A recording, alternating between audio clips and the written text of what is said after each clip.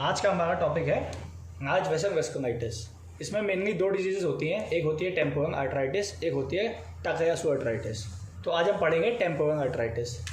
तो temporal arthritis majorly scene है adults और साथ साथ में greater than 50 years of females. अब क्या होता है, greater than 50 years of females में मीनोपॉज हो जाता है, जिसकी वजह से एस्ट्रोजन नहीं बनता है, जिसकी वजह से जो प्लाक फॉर्मेशन है वो रैपिड हो जाता है, जिसकी वजह से greater than 50 year of female में भी टेम्पोरल आर्थराइटिस देखा जाता है और साथ साथ में एडल्ट्स में। अब होता क्या है, ये नाज वेसल वेस्कुलाइटिस है तो इन्वॉल्व करता है एओर्टा और एओर्टा की मेन ब्रांचेस।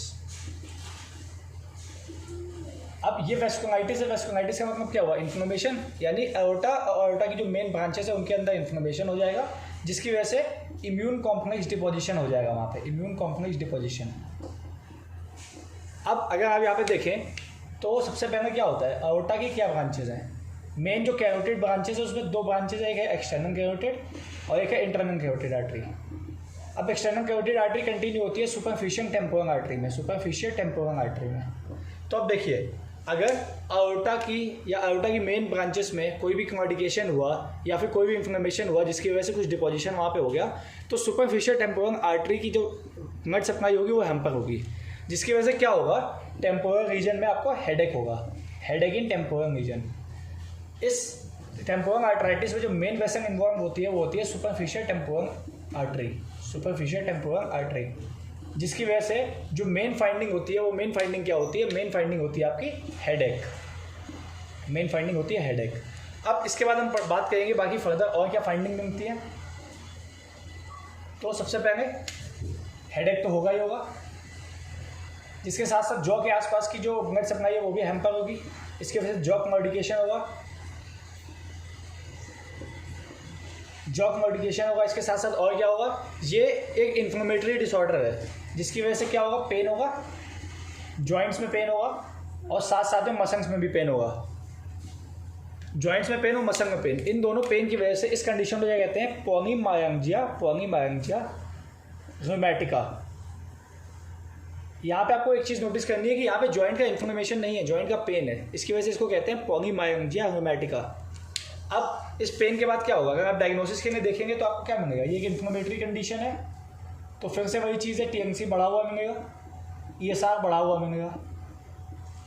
अब जो इन्वेस्टिगेशन ऑफ चॉइस है इस केस में वो क्या होगी, बायोप्सी, और बायोप्सी कराने के लिए आप कम से कम 1 सेंटीमीटर ऑफ द टिश्यू लेंगे। मान लीजिए कोई भी वेसल है, आपने उसका सैंपल लिया तो कम से कम 1 सेंटीमीटर ऑफ द टिश्यू लेंगे।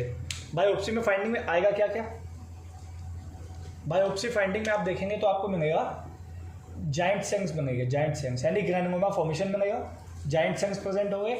इस वजह से इस कंडीशन को जाइंट सेल आर्थराइटिस भी कहते हैं, जाइंट सेल आर्थराइटिस। कोई ग्रैनुलोमा फॉर्मेशन होता है, इसकी वजह से जाइंट सेल बनते हैं, जिसकी वजह से इसको जाइंट सेल आर्थराइटिस भी कहते हैं। अब ये बात थी टेम्पोरल आर्थराइटिस की, क्योंकि सुपरफिशियल टेम्पोरल आर्टरी इन्वॉल्व थी। अगर इंटरनल कैरोटिड आर्टरी इन्वॉल्व होती, इंटरनल कैरोटिड आर्टरी, तो आपको पता है इंटरनल कैरोटिड आर्टरी किसको सप्लाई करती है, ऑफ्थेल्मिक आर्टरी जो सप्लाई करती है आई को। और अगर इंटरनल कैरोटिड आर्टरी डैमेज हो जाए या ब्लॉक हो जाए, जिसकी वजह से आई की सप्लाई को हैम्पर हो जाएगा, तो it can lead to sudden blindness, sudden blindness. अब अगर आपके पास हॉस्पिटल तक जाने का टाइम ना हो, आप देख रहे हैं कि बंदे को सडन ब्लाइंडनेस हो गई, तो आप क्या करेंगे, एक पॉली बैग लेंगे और उससे कहेंगे कि इसमें ही वेंटिलेट करें बार बार, जिसकी वजह से क्या होगा, उसकी बॉडी में CO2 की कॉन्सेंट्रेशन बढ़ जाएगी और CO2 यहाँ पे वैसोडायलेटर की तरीके एक्ट करता है और यहाँ पे आप प्रिवेंट कर सकते हैं सडन ब्लाइंडनेस को। ये बात हो गई अगर इंटरनल कैरोटिड आर्टरी की ब्लड सप्लाई हैम्पर है। और मेनली टेम्पोरल आर्थराइटिस में होता क्या है, सुपरफिशियल टेम्पोरल आर्थराइटिस होती है, जिसकी वजह से मेन फाइंडिंग होती है हेडेक और साथ साथ में क्या मिलता है आपको, जॉ कॉम्प्लिकेशन मिलता है। इन्वेस्टिगेशन ऑफ चॉइस बायोप्सी है और आप डायग्नोसिस में क्या देखेंगे, टीएमसी बढ़ा हुआ मिलेगा आपको और साथ में आपको ईएसआर बढ़ा हुआ मिलेगा।